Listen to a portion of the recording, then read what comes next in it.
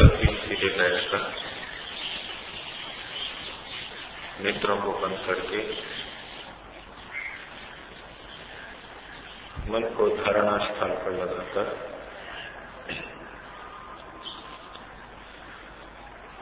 परमात्मा के अनंत स्वरूप का मन में भाव रखते हुए उसकी कृपा को स्मरण करते हुए ओम का उच्चारण करेंगे। श्वास भरें।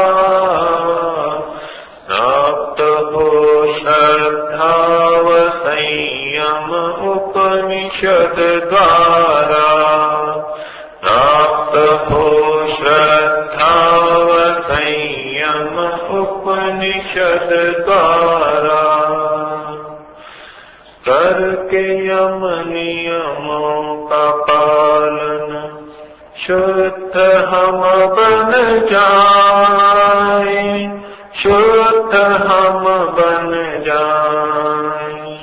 करके यम नियमों का पालन शुद्ध हम बन जाए, शुद्ध हम बन जाए। शुद्ध होकर के लगाए और गहरा ध्यान, और गहरा ध्यान। शुद्ध होकर के लगाए और गहरा ध्यान, और गहरा ध्यान। ध्यान में फिर हो समर्पण उस प्रभु के द्वार। ध्यान में फिर हो समर्पण उस प्रभु के द्वार। प्राप्त हो श्रद्धा व संयम उपनिषद द्वारा। प्राप्त हो श्रद्धा व संयम उपनिषद द्वारा। समुपस्थित सज्जनों, मातृशक्ति और ब्रह्मचर्यगण, केनोपनिषद के दूसरे खंड का प्रकरण चल रहा है। दूसरे खंड के पहले श्लोक में तवलका ऋषि ने अपने शिष्य को कहा और प्रकारांता से हम सभी को कहा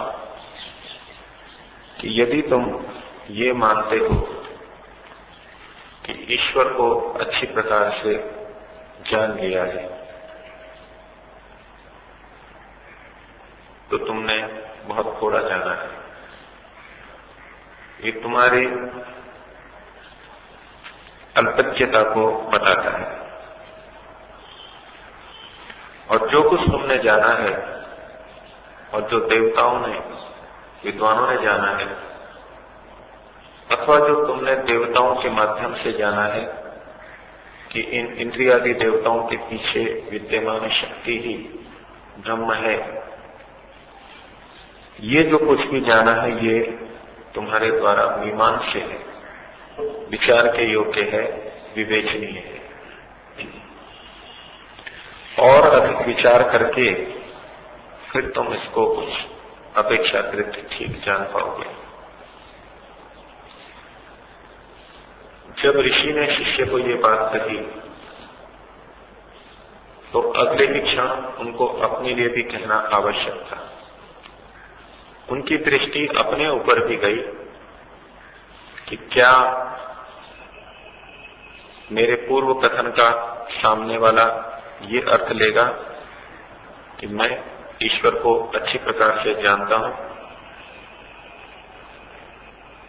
जब ऋषि दूसरे को कह रहा है कि तुम ऐसा मत समझ लेना कि तुमने ईश्वर को ठीक तरह से जान लिया है,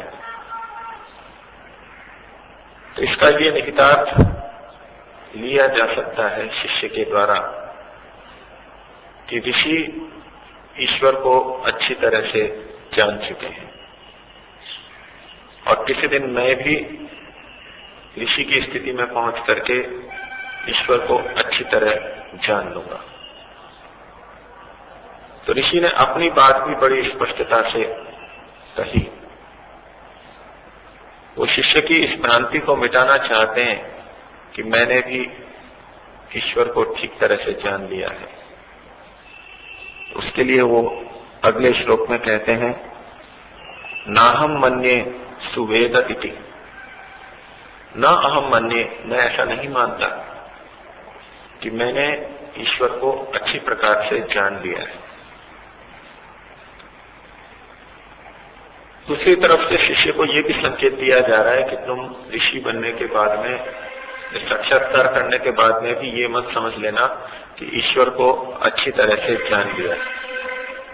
तो अपनी स्थिति बताई, नाहम मन्ये सुवेद इति, मैंने ईश्वर को अच्छी प्रकार से नहीं जाना है। लेकिन इस कथन से फिर ये कोई ना समझ ले कि मैंने ईश्वर को जाना ही नहीं है। कुछ जाना है और कुछ उसका क्षेत्र अज्ञात है। तो उसके लिए स्पष्ट किया, नो न वेद इति वेद च, न वेद इति न वेद इति नो, मैं उसको जानता ही नहीं हूं, ऐसा भी नहीं है। पहले कहा कि मैं ईश्वर को अच्छी तरह से नहीं जानता हूं। ये कह करके शिष्य ये आशंका न ले ले कि तो खुद ही कह रहे हैं कि मैंने ईश्वर को अच्छी तरह नहीं जाना है, तो ये मेरे को ईश्वर को कैसे अच्छी तरह जाना सकते हैं। ये समझ ले कि ये तो ईश्वर को जानते ही नहीं है। तो उसके लिए कह रहे हैं, न वेद इति नो, मैं उसको नहीं जानता ऐसी बात भी नहीं है, क्योंकि वेद च, क्योंकि मैं उसको कुछ तो जानता हूं। मैं उसको अच्छी प्रकार से नहीं जानता, पूरी तरह से नहीं जानता, लेकिन जानता हूं, एक सीमा तक उसको मैं जानता हूं। आजकल भी लोग के अंदर प्रचलन है कि जो ईश्वर के साक्षात्कार की इच्छा लेकर के धर्म के रास्ते पे आते हैं, सोचते हैं संसार को तो बहुत देख लिया, ये ईश्वर ब्रह्म जिसकी ये लोग इतनी बात करते हैं, चलो इसको भी देखा जाए। तो आकर के पूछते हैं, मैं ईश्वर के दर्शन करना चाहता हूं, ईश्वर को जानना चाहता हूं, और उनको ऋषि प्रोक्त वेद प्रोक्त बातें बताई जाएं। फिर वो पूछते हैं कि क्या आपने ईश्वर का साक्षात्कार कर लिया है।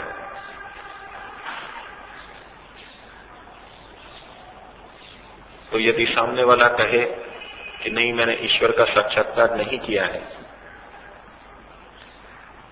तो वो श्रोता क्या धारणा बनाएगा। दो तरह से धारणाएं बनती हैं। दूसरी धारणा की चर्चा आगे आएगी। पहली धारणा ये बनेगी कि जब इन्होंने ही ईश्वर का साक्षात्कार नहीं किया है तो ये मेरे को ईश्वर तक कैसे पहुंचा सकते हैं, उसका रास्ता कैसे बता सकते हैं। तो इसके साथ साथ उसके मन में बात आएगी, 10 जगह और भी जाके पूछेगा तो कोई ये कहेगा कि हाँ मैंने ईश्वर का साक्षात्कार कर लिया है। मैं ईश्वर का साक्षात्कार किया नहीं किया वो अलग बात है, लेकिन यदि वो कह दे तो श्रोता, वो भक्त उनके पास रहेगा, सीखेगा हाँ ये सच्चे गुरु हैं, इन्होंने ईश्वर का साक्षात्कार किया और अब मेरे को भी करवा देंगे। ऋषि बहुत स्पष्टता से कह रहे हैं कि मैंने ईश्वर को अच्छी तरह नहीं जाना, ऐसा मैं मानता हूं, लेकिन मैं कुछ नहीं जानता ये भी नहीं है, क्योंकि मैं कुछ जानता भी हूं। अब इसके साथ साथ ऋषि अगली पंक्ति में और सावधान कर रहे हैं, शिष्य या कोई व्यक्ति, जिज्ञासु व्यक्ति ये ना समझ ले कि ये ऋषि हैं, ये नहीं जान पाए। हो सकता है और कोई ऋषि हो जो ईश्वर को अच्छी तरह जान पाए हों, मैं वहां जाऊंगा। सभी को श्रेष्ठ की तलाश रहती है, श्रेष्ठ तक पहुंचना चाहते हैं। तो वहां फिर और अगली पंक्ति में स्पष्टीकरण करते हैं, यो न तद वेद, न हमारे बीच में, यह न जो हमारे बीच में ईश्वर को जानता है, जो हमारे बीच में ऋषियों के समूह के बीच में, विद्वानों के समूह के बीच में जो भी ईश्वर को जानते हैं, उन सबके लिए कह रहे हैं यो न तद्वेद, तत्वेद वो ये जानता है अच्छी प्रकार से। जो ईश्वर को जानता है वो ये समझ रखता है, वो इस बात को अच्छी तरह अनुभव करता है, जानता है। न वेद इति न वेद च, ऐसा नहीं है कि वो बिल्कुल नहीं जानते, कुछ न कुछ वो भी जानते हैं। अर्थात ऋषि ये कहना चाहते हैं कि केवल ये मेरी ही स्थिति नहीं है, मुझ जीवात्मा की, इस ऋषि के रूप में प्रस्तुत जीवात्मा की ही ये स्थिति नहीं है, ये तो हर आत्मा के साथ में यही बात है। जितने भी ऋषि हुए हैं सबके साथ में ये बात है, कोई भी आत्मा परमात्मा को, ब्रह्म को पूरी तरह 100% नहीं जान सकती। तो न तो मैंने जाना है और न और भी मेरे जैसे ऋषियों ने जाना है। तो अपने श्रोता को, शिष्य को वो ये भी आश्वस्त कर रहे हैं, तुम ये भी चिंता मत करना कि मैं ईश्वर को पूरी तरह नहीं जान पाया तो कोई निराशा की बात है। एक सीमा तक जाना, पूरी तरह हम भी नहीं जान पाए। और अपने पूरे मंतव्य को ऋषि ने सामने रख दिया। उन्होंने शिष्य के सामने ये भ्रांति नहीं रखी, ये भ्रांति नहीं रहने दी कि भाई हमारे ऋषि उपदेशता, उपनिषदकार तो कम से कम ब्रह्म को पूरी तरह जानते होंगे। और इसके बाद में अगले श्लोक के अंदर फिर और बात कह रहे हैं, ईश्वर का विषय ही ऐसा है, इतनी उसकी ज्ञान की अनंतता है, उसके गुणों की अनंतता है कि उसको कोई पूरी तरह जान ही नहीं सकता। उपनिषद चूंकि रहस्यात्मक है, थोड़े उसी ढंग से बात को कहते हैं। तो पिछले श्लोक में कहा, यस्य अमतम तस्य मतम, मतम यस्य न वेद स, यस्य अमतम तस्य मतम, जिसने ये जान लिया, जिसकी बुद्धि, मति ये है कि मैंने ईश्वर को नहीं जाना, तस्य मतम, वस्तुतः उसी ने ईश्वर को जाना है। जो ये कहे कि मैंने ईश्वर को नहीं जाना, वस्तुतः उसी ने ईश्वर को जाना है। और यस्य मतम, जिसकी ये मति है, जिसकी ये धारणा बनी है, ये ज्ञान बना है कि मैंने ईश्वर को जान लिया, यस्य मतम न वेद स, वो वास्तव में ईश्वर को जानता ही नहीं है। एकदम विपरीत बात है। जो व्यक्ति ये कह रहा है कि मैंने ईश्वर को जान लिया, वो तो ईश्वर को जानता नहीं, और जो ये कह रहा है कि मैंने ईश्वर को नहीं जाना, उसने जान लिया है। इन वाक्यों के पीछे ऋषि का तात्पर्य वही है जो पीछे से कहते आ रहे हैं। कि जिसने ये कह दिया कि मैंने ईश्वर को पूरा अच्छी तरह जान लिया, इसका मतलब है उसने ईश्वर को अभी नहीं जाना है। और जो ये कहता है कि मैंने ईश्वर को अच्छी तरह नहीं जाना, पूरी तरह नहीं जाना, वास्तव में उसी ने ईश्वर को समझा है, लेकिन उसने भी सारा जान लिया, ऐसा यहां तात्पर्य नहीं है। हम पिछले श्लोकों को देखें और इस श्लोक को देखें कि पूर्णता की ज्ञान, पूर्ण ज्ञान के का निषेध ऋषि के द्वारा किया जा रहा है। ईश्वर को पूरी तरह कोई नहीं जान सकता, और यदि कह रहा है तो वो भ्रांति में है। और लेकिन इस वाक्य को लेकर समाज में बड़ी मान्यता प्रचलित हो गई कि उपनिषदकार ने कह दिया, उपनिषद का वचन है कि जो भी साधक योगी ये कहे कि मैं ईश्वर को नहीं जानता हूं, तो समझ लेना कि वास्तव में वही जानता है। और जो ये कह दे कि मैंने ईश्वर को जान लिया है, तो समझ लेना कि उसने ईश्वर को नहीं जाना है। अब ये असत्य का व्यवहार कैसे चल रहा है? तो वो साधक भी ये समझेंगे कि अगर मैंने ये कहा कि ईश्वर को जान लिया है, तो लोग सोचेंगे कि इसने ईश्वर को नहीं जाना है, हम मेरे पास नहीं आएंगे। तो इसकी बजाय अगर ये कहा जाए कि मैंने ईश्वर को नहीं जाना है, तो ये जरूर मेरे पास रहेंगे कि हाँ वास्तव में तो यही जानते हैं। ये शब्दों का खेल है, वास्तव में तो अंदर क्या भाव है उसके ऊपर निर्भर करता है। जो ये कह रहा है कि मैंने ईश्वर को नहीं जाना, वास्तव में वो दूसरे को ये भाव देना चाह रहा है कि मैंने ईश्वर को जान लिया है, क्योंकि उसको पता है सामने वाले की मान्यता कि जब मैं ये कहूंगा कि मैंने ईश्वर को नहीं जाना, तो ये समझेगा कि जरूर इसी ने जाना है। तो मैंने ईश्वर को नहीं जाना ये वाक्य कहते हुए भी वो वास्तव में ये कहना चाह रहा है कि मैंने ईश्वर को जान लिया है। ये भ्रांति पैदा की जा रही है, और उसको इस बात में डर होगा ये कहते हुए कि मैंने ईश्वर को जान लिया है।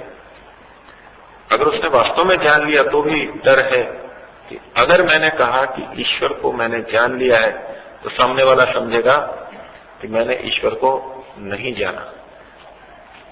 शब्द वस्तुतः उसके अर्थ पर केंद्रित होते हैं, वाक्य अर्थ की प्रधानता वाले होते हैं।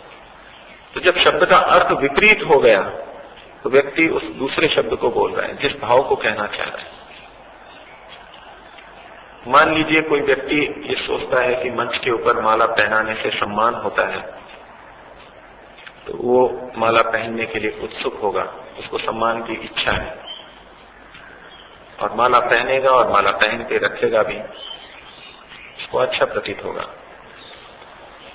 लेकिन अगर ये विचारधारा आ जाए कि जिसने माला पहनी इसका मतलब है ये यश को चाहता है, तो ये मेरी बड़ी निंदा हो जाएगी, मेरे निचले स्तर की बात हो जाएगी। माला जो नहीं पहने वो ऊंचा है, लोकेशना से ऊपर उठा हुआ है, इससे मेरी प्रशंसा होगी, तो वो माला नहीं पहनेगा, माला से इनकार करेगा। लेकिन उद्देश्य उसका फिर वही बन गया। जिसने माला पहनी इस उद्देश्य से कि मेरा यश होगा, ये माला ना पहनने वाला भी उसी उद्देश्य से नहीं पहन रहा है, वो भी यश चाह रहा है, लोग मेरे को अच्छा समझें कि ये लोकेशना से ऊपर उठ गए, इसकी कामना उसमें भी आ गई। तो ये बाह्य स्वरूप और बाह्य वाक्य बिल्कुल विपरीत अर्थ भी दे सकते हैं। अंदर का क्या तात्पर्य है? जिसको वास्तव में यश की इच्छा नहीं है वो भी माला पहनने से मना कर सकता है, और जो यश चाहता है इस रूप में वो भी माला पहनने से मना कर सकता है। इसी प्रकार से जिस व्यक्ति ने ईश्वर को बिल्कुल जाना ही नहीं है, वास्तव में नहीं जाना है, उसका कभी भी नहीं जानता, वो भी कह सकता है कि मैंने ईश्वर को नहीं जाना है। और जो महान ऋषि है, जो बहुत ऊंचे स्तर पर ईश्वर को जान चुका है, साक्षात्कार कर चुका है, वो भी कहेगा कि मैंने ईश्वर को नहीं जाना है। लेकिन दोनों के स्तर में, तात्पर्य में बहुत अंतर है। मैंने पिछली बार आपके सामने भौतिक जगत का उदाहरण रखा कि परमाणु के बारे में एक सामान्य व्यक्ति नहीं जानता है, तो वो कहेगा कि मैंने नहीं जाना। अपनी जगह वो ठीक है, कुछ दिनों बाद में 7वीं, 8वीं, 9वीं कक्षा में उसने परमाणु की संरचना पुस्तक में जो दी हुई है उसको पढ़ लिया। अब उससे पूछें कि क्या परमाणु के बारे में जान लिया, वो कहेगा कि हाँ, मैंने परमाणु के बारे में जान लिया है। वैज्ञानिकों की लिखी हुई, विद्वानों की लिखी हुई बात है और वो जान लिया है। लेकिन वही बच्चा जब पीएचडी के स्तर पर जाएगा और वैज्ञानिक अनुसंधान करेगा, तब वो कहेगा कि मैंने अभी परमाणु को नहीं जाना है। वास्तव में ये क्या है, इसका अंतिम तत्व क्या है, अभी तक नहीं जाना है। एक वो उच्च स्तर का व्यक्ति भी कह रहा है कि मैंने परमाणु को नहीं जाना, और एक अनपढ़ व्यक्ति भी कह रहा है कि मैं परमाणु के बारे में नहीं जानता।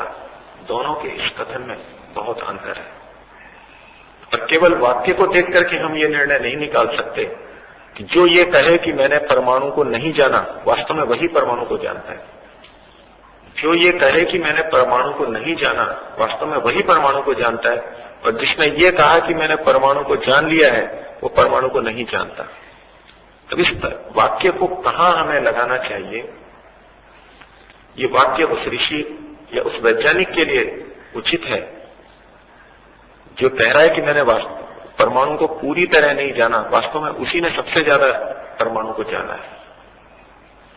और उसकी तुलना में 8वीं, 9वीं का विद्यार्थी कहे कि मैंने परमाणु को जान लिया है, तो समझ लेना कि उसने परमाणु को अभी नहीं जाना, अर्थात पूरी तरह नहीं जाना। लेकिन इसके आधार पर यदि हम अनपढ़ व्यक्ति के वाक्य का भी यही अर्थ लेने लगे, वो कहे कि मैंने परमाणु को नहीं जाना, तो हम समझें कि जरूर इसने पूरी तरह परमाणु को जान लिया है। ये वहां संगत नहीं होगा। यही बात ब्रह्म के संदर्भ में है। एक उच्च स्तर का ऋषि कह रहा है कि जो व्यक्ति ये कह रहा है मैंने ईश्वर को नहीं जाना, वास्तव में उसी ने जाना है। और जो ये कह रहा है कि मैंने ईश्वर को जान लिया है, समझ लो कि उसने ईश्वर को नहीं जाना। और इसी बात को थोड़ा और आगे खोल रहे हैं। वो कह रहे हैं अविज्ञातम विजानता। जो जानने वाले हैं, जिनके द्वारा वो ईश्वर जाना गया है, जो जानने वाले हैं, उनके लिए वो अविज्ञात है। जो जानने वाले हैं उनके लिए अविज्ञात है। बड़ी विपरीत, विचित्र बात है। जानने वालों के लिए वो अज्ञात है। वो यही कहेंगे कि अभी हमने ईश्वर को नहीं जाना है। वैज्ञानिक पूरी सृष्टि का इतना अनुसंधान करके, ज्ञान प्राप्त करके भी कह रहा है कि मैंने समुद्र की एक बूंद को जाना है। सारा तो अथाह समुद्र पड़ा है, मैंने कुछ भी नहीं जाना। मैंने प्रकृति के बारे में कुछ भी नहीं जाना। ये वो बात है कि विजानताम अविज्ञातम। जो जानने वाले हैं उनके लिए वो अज्ञात है। और विज्ञातम अविजानताम। और जो न जानने वाले हैं, जो ये कहते हैं कि हमने ईश्वर को नहीं जाना, उनके लिए वो ईश्वर जाना हुआ है। वास्तव में उन्होंने ईश्वर को जाना है। ऋषि के तात्पर्य को उसी के संदर्भ में, उसी प्रसंग में, आगे पीछे के प्रसंग को ध्यान में रखते हुए हम लें, तो हम यही तात्पर्य निकालेंगे कि जो ये कहता है कि मैंने ईश्वर को अच्छी तरह पूरा जान लिया है, उसने वास्तव में नहीं जाना, यानी थोड़ा ही जाना है उसने, उसको अभी भ्रांति है। और जिसने ये कह दिया कि मैंने ईश्वर को अभी पूरी तरह नहीं जाना, तो समझ लीजिए उसने कुछ उस वास्तविकता को समझा है कि ईश्वर अनंत है। ईश्वर की अनंतता को समझ करके वो कह रहा है कि मैंने ईश्वर को नहीं जाना, और वो पूरी तरह जान भी नहीं सकता। इसी भाव को हम भी समझ करके रखें और इस विपरीत मान्यता को मन में न बैठा लें। हम उसी के प्रति श्रद्धा न कर लें जो ये कहे कि मैंने ईश्वर को नहीं जाना है। और जिसने ये कहा हो कि मैंने ईश्वर को जाना है, जो सत्य बोल रहा है, तो जितना जाना है उसके लिए वो कह रहा है कि मैंने ईश्वर को जाना है, तो उसको हम गलत न समझ लें कि ये तो घमंडी है, ये अपने आप पे गर्व करता है कि मैंने ईश्वर का साक्षात्कार कर लिया। जिसने जाना है उसको कहना चाहिए दूसरों को, मैंने जान लिया है, तुम भी जान सकते हो। इससे प्रेरणा मिलती है, अन्य भी उसी रास्ते पे चलेंगे। और जिसने नहीं जाना है, वास्तव में नहीं जाना है, वो इसी रूप में अपनी बात को प्रस्तुत करे। हम भी लोगों को उसी रूप में लें। ऋषि का संदेश है, हम वास्तविक स्थिति को समझें। और अंततोगत्वा तात्पर्य इसी में है कि परम पिता परमात्मा अनंत शक्ति वाला, अनंत गुणों वाला, अनंत सामर्थ्य वाला है, अनंत क्रियाओं वाला है, जिसको कि हम पूरी तरह नहीं जान सकते। हम अपनी तुच्छता को, अल्पज्यता को भी वास्तविक स्वरूप में समझें, अपने ज्ञान के गर्व को, अपनी शक्ति सामर्थ्य के गर्व को कम करें। इसी में हमारा आध्यात्मिक उद्धार है। 3 बार ओम का उच्चारण करेंगे। श्वास करें।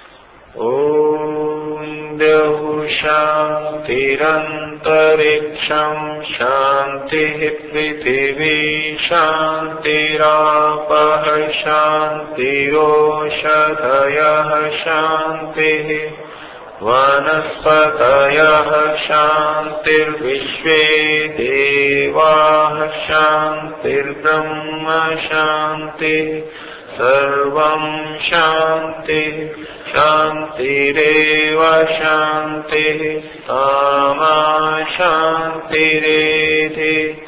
ओम शांतिः शांतिः शांतिः।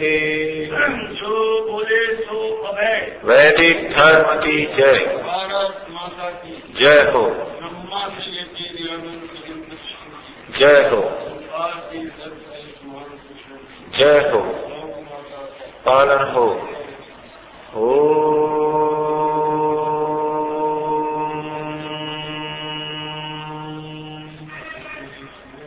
सबको सदा नमस्ते।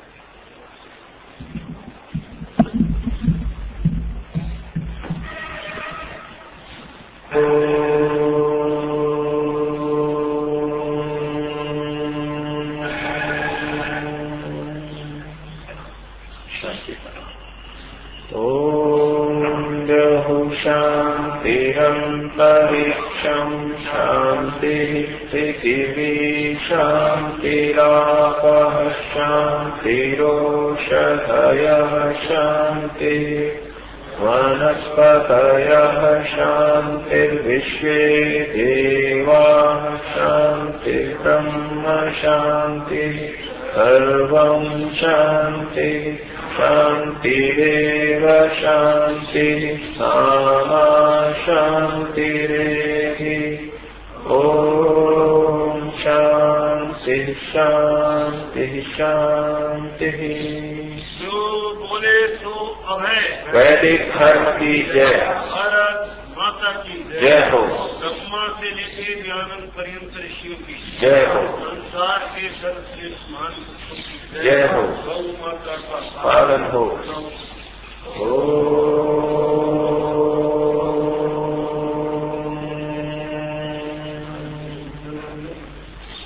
सबको सर